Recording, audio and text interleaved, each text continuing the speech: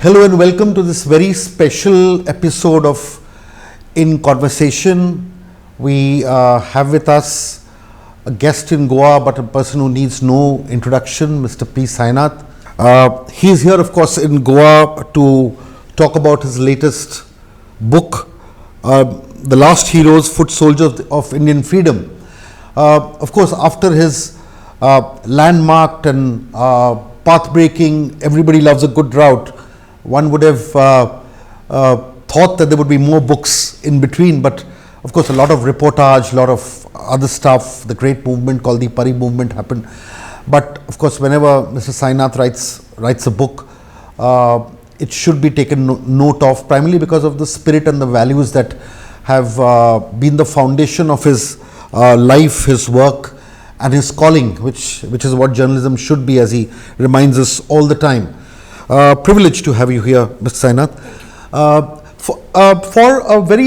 For a younger audience who may not quite know much about his work, I mean, I hope they do, but for those who need to, I'll just reflect a little bit on Everybody Loves a Good Route, the book that he produced in the 90s.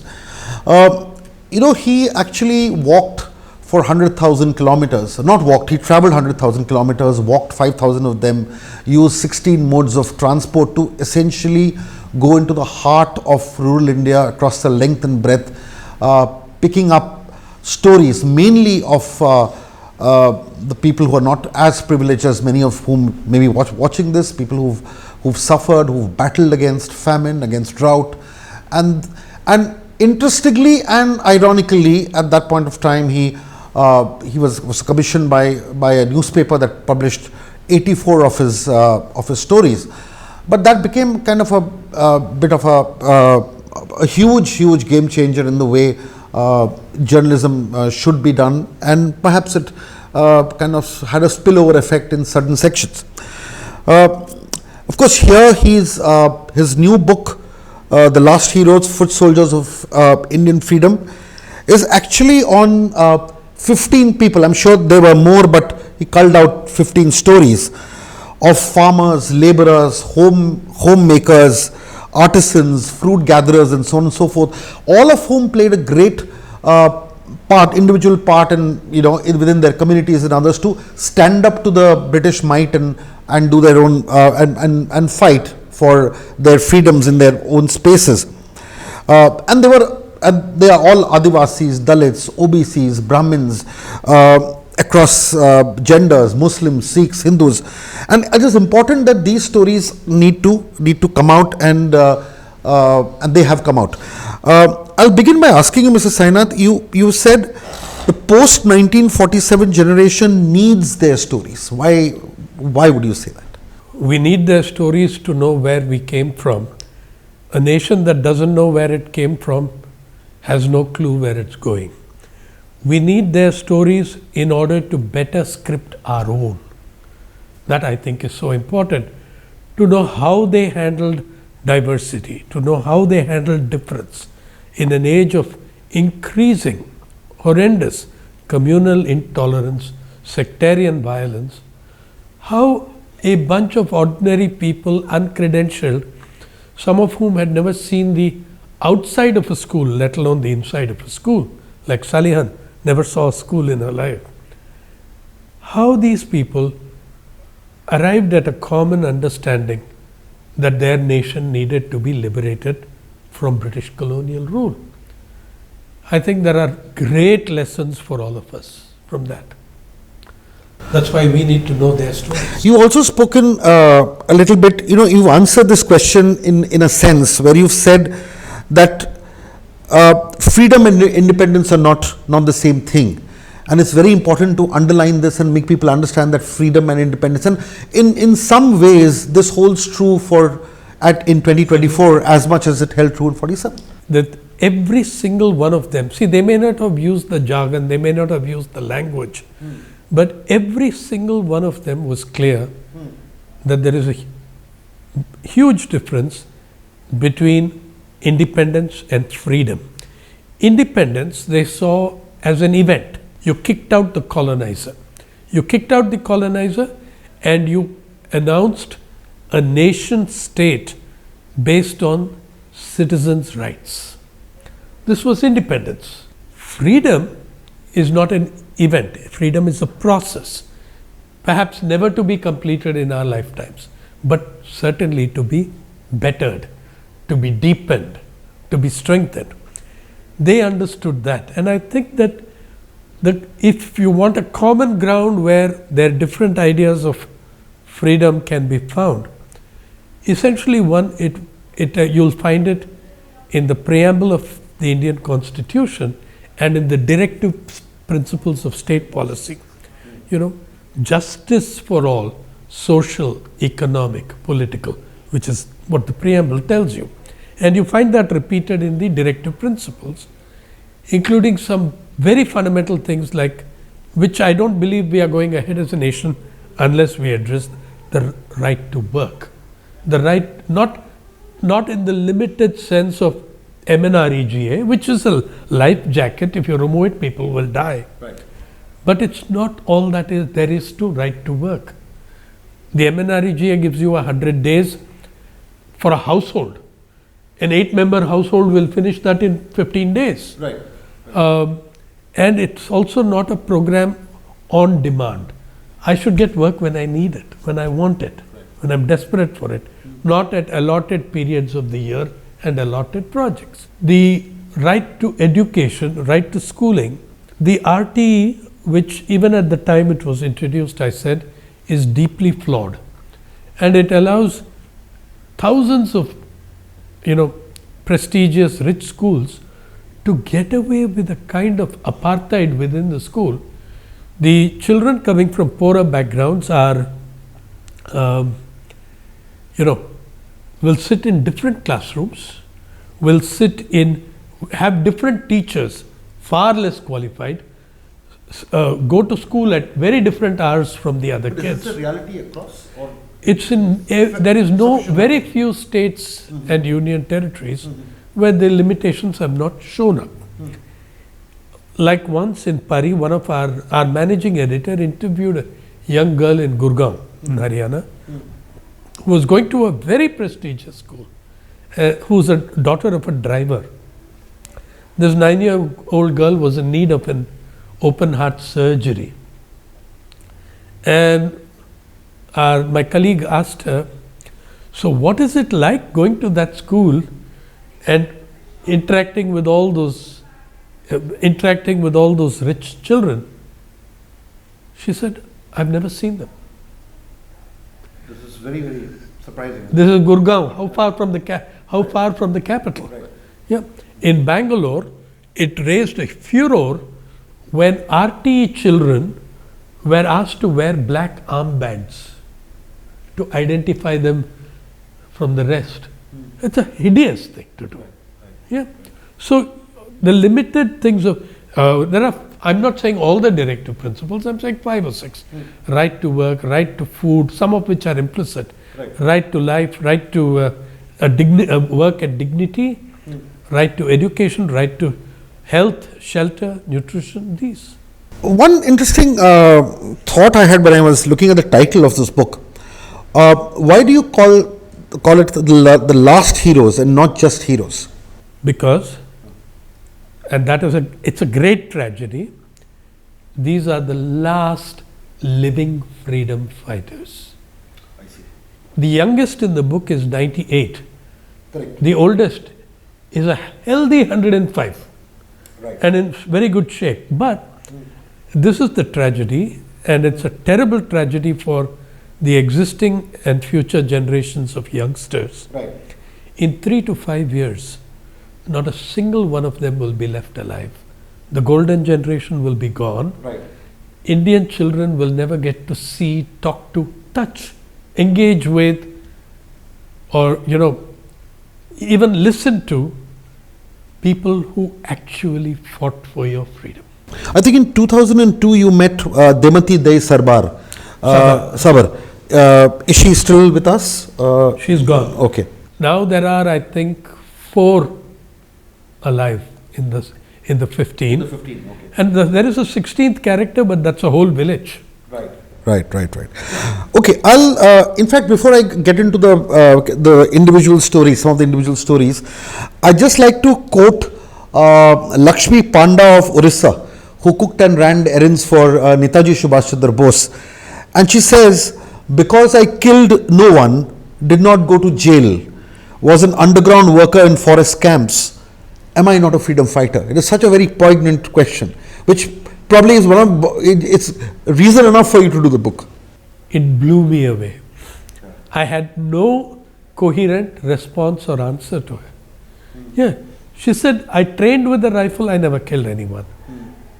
She said, it's actually, it also made me go back and read the laws we have on recognition of freedom fighters. There was one law in 1972 at the end of 25 years of freedom, of independence, and the second was 1980 Swatantrata Sainik Samman Yojana, in which we have defined a freedom fighter in the most absurd ways possible. One, so many months in jail. Thousands of your revolutionary underground, they didn't go to jail. That's right. They fought and died. Correct. They didn't go to jail. Right. So I'm saying 90% of the INA did not, Indian Subhash Bose's INA did not go to jail. Correct. Yeah.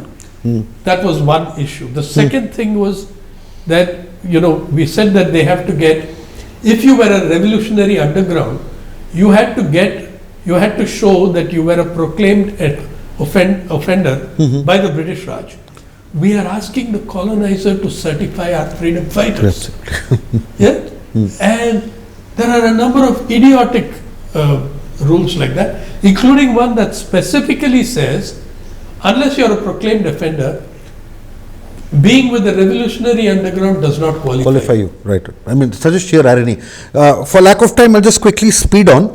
I've actually picked out 3 stories completely at random, under no particular order, but just picked them out for this discussion. One was, of course, because he was a journalist, H.S. Doraiswamy's Mysore's mischievous newsman. And he was a man, of course, Mr. Sainath will talk more about it, but he was the man who kept on founding newspapers as the British shut them down and kept on fighting. He kept on founding titles. Okay, if you could just elaborate on this. The mischief was that, he was in the Mysore Chalo movement, which was aimed at forcing the Mysore Maharaja to merge Mysore with the Indian Union, which the guy would not do, and his Diwan Bahadur was strongly against. So he was running a newspaper which, when they cracked down, he moved across the border into Anantapur, which was still under British rule. Right. Yeah, right. Andhra, Rayalaseema. Yes. He moved to Anantapur, which was a 3.5 hours drive from Bangalore today. Right. There, having had this experience of the crackdown, he registered his newspaper under 6 titles: People's Voice, People's Choice, People's Guardian, all sorts of stuff. When they shut down People's Voice, the next day, the same paper, same writers, same reporting, same editors, same publishers would appear under People's Choice. And all were registered anyway. All were registered. So and his articles would be very, very strongly against the colonizers. There were a couple of instances in Bengal also where people did this.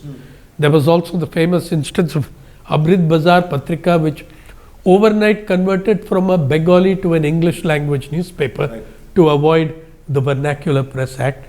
Indian journalists and editors were extremely creative and alert to this kind of mischief. Very far cry from where we are today. And it's interesting that you picked him as one of the freedom fighters. And he was the one. He was, by the way, he was alive, making public speeches at 102, 103, getting onto public platforms, NAPM, others, and making speeches. He made speeches on the CAA and the NRC on a public platform. I think he was running his 103rd year. When did you meet him? See, I met all of them several times over 20 years.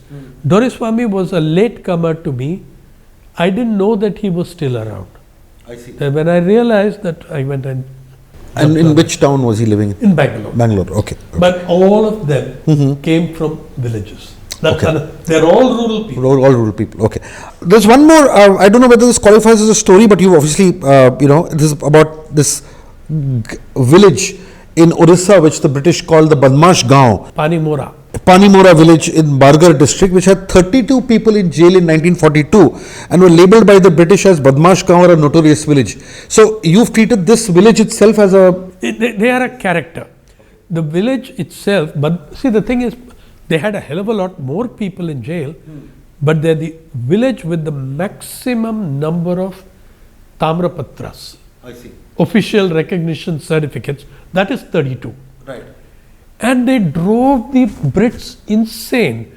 Like on the Quit India movement, 3 of them, a farmer, a labourer, a tailor, I think, took over the Sambalpur court.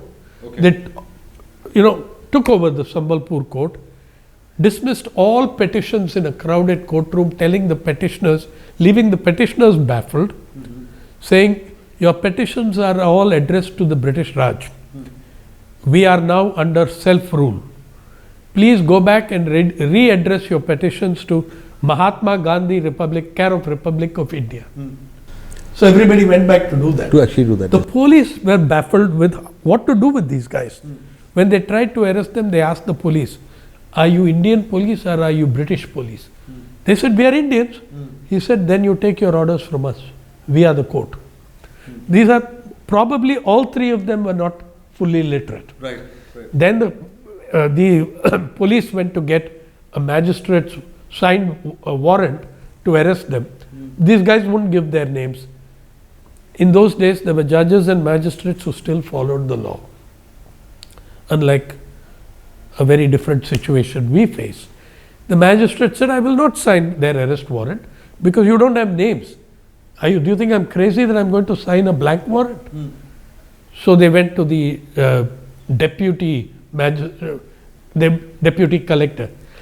He said, Are kuch to likho, A, B, C, write that. So they wrote A, B and C. Cops take things literally. When these people were produced in the court, the Peshkar had to shout, A, Hazir ho, B, present yourself, C, Hazir ho, much to the mirth of the audience. Then they were sent to a prison where the governor refused to accept them.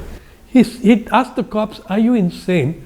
Tomorrow if these guys make a break and bolt, I am going to explain to my authorities that A, B and C have escaped. Brit. Yes. So like this, there are some great stories and you found some of them there. When I met these guys, 2 of them were, 32 had reduced to 7 and 2 of them were missing. I asked, where are they?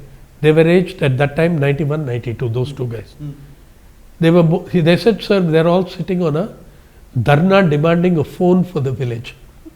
At that age, even at that time. In that age. Amazing. They're great stories. And the last pick that I have is closer home, not very far from Goa, Sangli district in Maharashtra, and Hausabai Patil of Sangli. And she was a member of the Tufan Sena, the armed wing of the Prati Sarkar or the provisional government of Satra, which was about 600, amalgam of 600 villages that declared itself independence from the British rule in 1943, 4 years before independence. And interestingly, she and her colleague enacted a drunken brawl between the husband and the wife and diverted the police so that the station could be raided and the arms could be stolen. And that happened. And then after that, British and she came to Goa. Yeah, British trains were attacked and all that. And then she swam the Mandovi, the crocodile-infested Mandovi, on a wooden box that served as a raft and came to Goa. So, of course, this was obviously a pick which I could not resist. This was for me a story so powerful that I begin the book with this story. Yes. This is the first of the 16 stories. Correct, yes. She was, at 92, 93, whenever we met, she was still full of fire and spirit. And, the drama they staged outside the station. Right. Her pretended husband was beating her very hard. Many years, 74 years later, when I interviewed her first time, I asked her, what is your enduring memory? They were all members of the revolutionary underground, as you said, staging a drama to distract the police and looting the police station of arms, ammunition and money. 74 years later, I asked her, Hausabai, what is your enduring memory of that moment? She said, my enduring memory is on my back. That scoundrel comrade, he beat me too hard. I said, did you not tell him to slow down, stop? She said, I was screaming at him to stop. He said, Hausatai, it has to look authentic. Only then the police will come out. And she was laughing as she said it. At 94. Is she still? No, she's gone.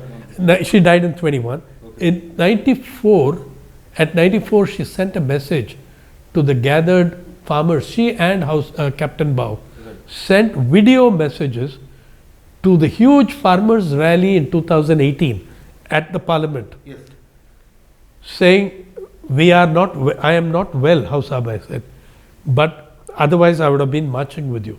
But if they don't accept your demands, ill or not ill, I'm coming. Amazing, amazing. Sainath, looking back, these are all fascinating stories, and then there are many more, and we obviously can't go through all of them. But tell me, what gave you the idea of a book, or did it kind of develop over time? How did you do your research, find these people out? It must have come from somewhere. I was trained as a historian, not as a journalist. Yes. Okay. Yeah. Right. I'm from JNU. My teachers were Romila Thapar, Bipin Chandra, K.N. Panikkar, S. Gopal. Yeah. I believe the greatest department of Indian history that existed in the world at that time. And we learned a different kind of history, not of Raja Rani Log, but of socio-economic history of people, of movements. That's one. Second is, I was born in a freedom struggle family, where I grew up hearing stories from my mom, and whenever my granddad was around, meeting his contemporaries. And very often I'll just intervene for our viewers. Mr. Sainath is the grandson of Mr. V.V. Giri, India's 4th president, and of course he needs no introduction, so just to put that in context. So very often when someone came across, met him, and I would see people who looked so obviously different, of a different cultural class background, railway workers who had been with him when he led the giant railway strike, textile workers, and I would always be very curious, and very often he told me, they brought you independence, not us. We got the credit. They brought you independence. Their struggles did it. So how did the names come up? How did the stories come up during reading? See, during my JNU days, we read of various revolts, great uprisings. And in some of the cases, I went back to those regions. So this is a book which is actually 35, 40 years in the making. Yeah, but 20 years over the interviews and meetings. Of course, correct. Over 20 years. Correct. Yeah, but it's 30. But the book has been brewing in some germinating. It's been longer than that because, I knew that I had to do suddenly around 2019-20. I suddenly found that many of them were dying off. And I said that we owe it to them that they be preserved for posterity. But a little bit about the methodology, in the sense that how did you actually find out where they lived and so on and so forth? Actually that wasn't so difficult. Okay. There were, at the time when I started, there were still many, hundreds and hundreds. Okay. And so anyway, I'm a rural reporter covering the agrarian crisis, I would go to a place, I would ask, are there any freedom fighter families over here? In UP, they would say, wo sab mar gaya sab, lekin Shahid Putra hai. So their families would be there. Correct. But I only put in the book those I met, interviewed in person. Right. And who were still alive and articulate. Two quick questions to about the media, because we are all linked in some way or the other. This is great journalism as well, I would say. In the sense that, of course, when one meets you, one is tempted to ask about the state of the Indian media, but that is again so very well known and it's another conversation. But one interesting thought that comes out of many of your writings is journalism should not be judged by government, and journalists should not accept awards from governments they are covering or writing about. And of course, you turned down the Padma Shri. We are aware of that, and you've said that a journalist is the is the external auditor of the government. Do you feel that over the years, and I'm not talking about just the last 10 years, but maybe even longer, we have kind of ceased to be an external auditor of the government? Yeah, we've become an external and explicit collaborator of governments. See, I believe the Indian media has 150 years of which it can be extremely proud. The Doraiswamy period, for instance, they can, or Raja Ram Mohan Roy. What a guy. I mean, he shut down his publication Miratul Akbar rather than accept the humiliating orders of the Governor General. Right. So you had that. Now what has happened is that all those papers, your greatest journalists were Gandhi, Ambedkar and Bhagat Singh. Not many people know that Bhagat Singh was a professional journalist who wrote reams and reams in 4 languages and was writing in a 5th when he was hanged at the age of 23. Right. No, he didn't write translations. He wrote 4 separate languages separately. Right. Now the thing is, Gandhi started 3 publications, Ambedkar started 3 publications. They worked under impossible circumstances when you can come to the office and find that the press has been shut down by the authorities, no electricity, whatever. But they persevered because the individual paper was started by individuals or families or political forces, whatever. Correct. Now when it's corporate owned, the bottom line is the bottom line. Earlier we had that organic link with the masses. The Indian media tried always to speak for those who could not speak for themselves. Right. I think we are indeed running out of time a little bit, but I think the book is something that should be read not just by journalists and historians, but anybody who wants probably a kind of a piece of what history really was, not necessarily in the grandstanding of it, but in the heart of India. And that always is a story worth telling and recalling. And I'm sure, Mr. Sainath, there would be many such heroes who you may have missed out.